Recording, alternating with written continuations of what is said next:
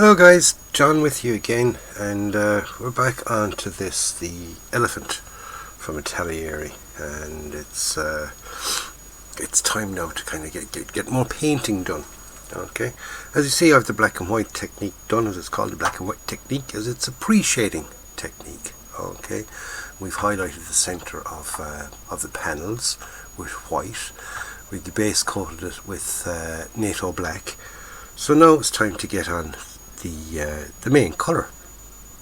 The main colour I'm using in this one is this. It's a dark yellow. It's XF88. We have to shade the light a bit there so we can see what it is. There we go. XF88 dark yellow 2. Okay, it's one of the new colours from tinymoore. It's they say that it's one of the most accurate colours for dunkelgelb. Okay, dunkelgelb, which is dark yellow. Okay, and if you remember at the start of this video, I said I was going to do a camouflage scheme on it. Decided against doing a camouflage scheme because it'll be easier to show you the weathering techniques and chipping and all that if I just have it all the one colour, and also it'll show the effects of the pre-shading much better if it's only the one colour. Okay, so in this video, in this quick clip, shall we say, we're going to apply some of the XF88 using airbrush. Okay, so if you hear any kind of chunking in the background, that will be my my little compressor there clicking in, because it's only a little tank, and once you start using air out of it, it starts to refill it practically straight away. Okay, handy little tip: get your hands on some of these. Okay. There's plenty of them around at the moment. Little pair of surgical gloves. Now you only need one because, you know, it's handy for holding the model while you're painting it. So for one, you're not going to get paint sprayed onto your hand, and two, just in case you touch any area, you're not going to get fingerprint marks. Okay, so we get our paint. I'm after giving it a good shake already. Let's give it another little shake. Also, another tip as well, with your cup, okay, if you are airbrushing, with the cup of your airbrush, never fill it more than halfway. Okay, it's much easier to top it back up again, but if you fill it more than halfway and you tilt the airbrush in any direction or bump it off something, you're going to spill a big blob of paint. Again, teaching you from experience, because many a time I've gone and done that. Okay, so the way I'm going to do this is I'm going to kind of keep it at a reasonable distance, and I'm going to give it kind of a quick floods of colour. What we want to do is we don't want to put in too much, but we want to get it that you no longer really see the black and white, but you will see, say, darker around the edges and lighter on the inside. It's easier to explain as I do it, but that's basically what I'm trying to get done. Okay, so I have it all loaded up. Compressor is on. So now, as you see, I'm just covering the whole area of the side. Okay, all in one go. I'm not just sticking to one little area. Okay, and once you get a decent enough bit down, stop. Move on to a different area. So you're leaving that dry then. Okay. Oops, that was a little bit close. See the way, by just being a little bit too close, that it went on pretty dark. Okay. Oh, that's like, no, it's too much light. I'm getting too much light. The thing is, if I turn off the light, will that make it any easier? Okay.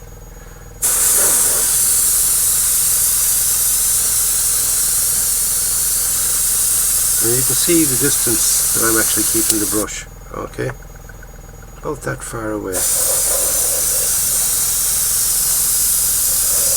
I'm trying to flood that area with paint, but still trying to keep it ever so light. And we're going to build it up slowly rather than trying to get it all painted in one. Now when it comes to say the likes of the bottom sections, I can move a bit closer down here to the wheels. So like, there's no say black and white technique in there. Just general get colour in there. So for the areas like that, I can go that little bit closer. Okay, because I want them to be darker than the rest anyway. Okay, so for up around here, nice bit of distance.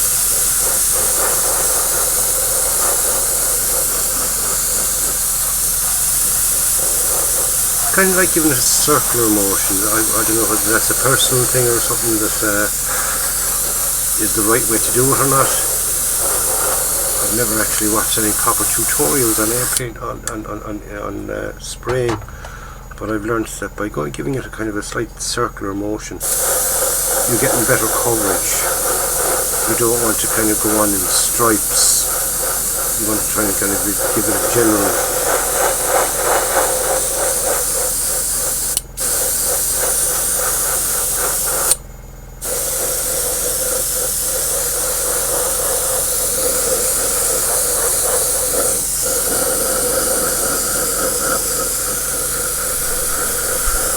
I'm going to leave the front of it to the very, very end. But that's basically where I'm holding it. Okay, so that's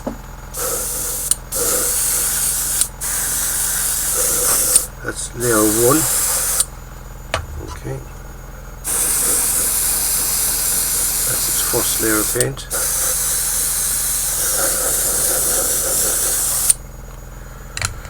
Now, as you can see, okay, we've got dark areas and light areas. Alright. Now, turning back around now to our first side again. We started on this side, didn't we? We started on that side, so we'll give this side its second go. Again, not too far apart. You don't want to flood the whole thing with paint, but you just want to keep that pre-shading working, as in you don't want to hide all the black, but you don't want it to show as black either. Okay, you just want it to be darker. So there we go. Now, I'm having severe problems with freaking light. I'm not happy with it. That's why I want to change the freaking camera, because no matter where I sort of point lights or whatever, it's very, very hard to see. But you can see it there, okay? Really see it along here. See the darkness up there and around the edges. Okay, it's just that little bit darker, and the centers then are a bit brighter. Right now, you want it very, very subtle. You don't want that to be blatant, as in, you know, oh look, it's pure darker on the sides and lighter in the middle. You just want a nice subtle transition. Okay, that's what you're going for. Subtlety, subtle transition. Nothing that will kind of stick out and see from a major distance. But when you look at the overall thing, you'll see that you've got lighter and darker areas within the vehicle. Like I said, don't go too close. If you find that it's starting to flood, just move out a bit. If you find you're not getting enough paint on, move in a bit. Simple as that. Okay. But you want to hide the starkness of the black and the white, but you want to kind of keep the effect of it at the top.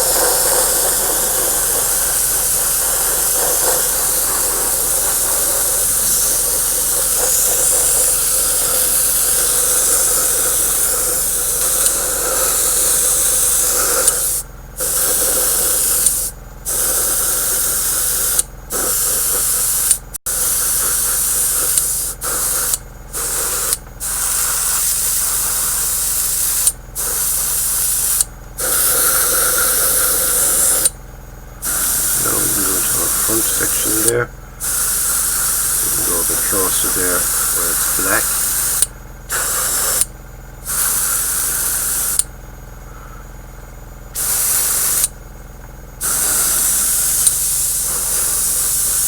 And it'll build up slowly. Don't try and be in too much of a rush trying to get it all done in the one pass. Let it build up nice and gently.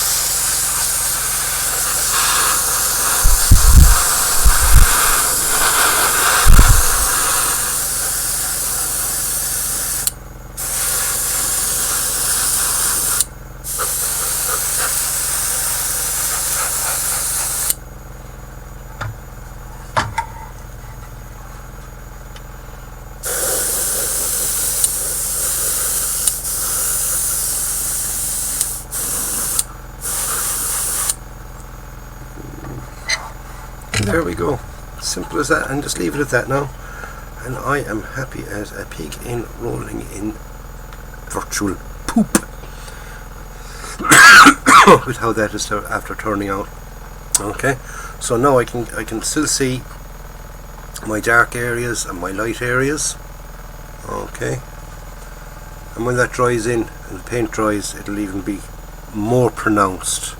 Okay, so you're getting your color variation within the one color. Okay, so it'll look as if you sort of spend time, you know, darkening your paint and lightening your paint. That's sort of another way of doing it if you're into that, and if you're kind of once you get more proficient with your airbrush and go for all that color modulation stuff. Never into it myself personally.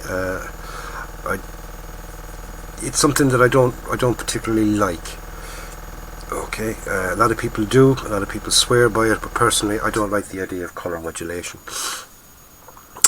You know, they're saying that the light is coming from, say, this direction, but what if you're looking at it from another direction? Who's to say where the sun is? Do you know what I mean? You're already, you know, with colour modulation, you're dictating where the sun is. So where's your darker panels, where's your lighter panels, all that kind of thing.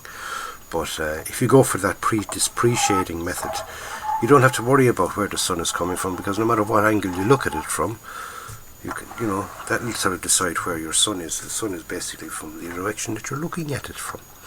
Okay, so now I'm happy with that. I just have a little bit more now to do on the gun, and I've also got to do the drive sprockets, which are here. So I'm going to get them done now in a minute. Not really too sort of don't want to kind of rush it now at the moment. So I hope you've kind of get the idea of what we're up to here with the pre-shading. There's nothing really more I can say about it. It's just it's a nice technique, and for a finish it's one of those things that work, and I'm happy with it. Okay, I'm very happy with it. So that's another short video. Hope you've, like I said, hope you've picked up something from it anyway. And in the next one now, the next video, we're going to get on the decals, and then we're going to gloss coat it. Okay, and the reason we gloss coat is, for one, it'll seal in whatever paint job that we've already got done. Two, it'll gloss up the whole vehicle, so your decals will be the same shininess as the rest of the vehicle, and it gives a good base then for weathering. And like I said, the weathering I use is sort of white spirit based, so therefore I use oil paints and things like that. I make down my own washes and stuff, and if it's, say, left flat, when you put a wash over it, it'll just sort of soak in and darken the whole lot, and you can't really remove it. But when you gloss coat it and you give it say an oil wash, then if it's too dark in any one area, you have plenty of time to sort of, you know, to tone it back and remove a lot of the wash, be it with cotton buds or a bit of tissue, or even just say with a brush soaked in clean white spirit. Then you can you can play around with the washes, whereas if you just leave it as it is, you're kind of stuck to what you're left with. So in the next video, like I said, we're going to get the decals on, and we're going to get the gloss coat on. Then we're going to leave it again for another overnight. And what we'll do then is we'll start on the weathering. In the weathering, I'm going to do some chipping, some rust effects, and some dry brushing. Okay. So until the next time, lads, stay safe, enjoy your modelling. Thank you for taking your time out to watch this quick little video.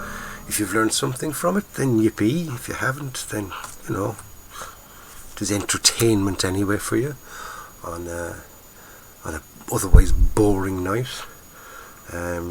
Hope you're all ready for Christmas. I'm ready for Christmas. I'm all sorted anyway. Got the last of my little bits and pieces sorted today. One of the things I hate about Christmas is, you know, you're spending money that you don't have on people that you don't like, buying them things that they don't want. Isn't that it? Yeah, that's after you've bought your loved ones what they want, all right. But it's all the other little bits and pieces. You're buying presents for people, like I said, you don't like, and you're buying them stuff that they don't want, spending money that you don't really have to spend in the first place. See, there's an old bah humbug in me. Bah humbug. So anyway, lads, shut up you. I'm going to leave it at that. Take care, enjoy your modelling, stay safe, have a nice Christmas if this is the last video you watch before Christmas, or if you're just watching this after Christmas. I hope you've had a nice Christmas. Okay. So anyway, lads, I'll see you on the next one. Take care, and just go up and buy yourself a kit. Build it and enjoy it. And if you want to help out the channel in any way possible, if you want to help it out in any way, there's links below in the description box of how you can do that. Okay, so see you soon. Take care.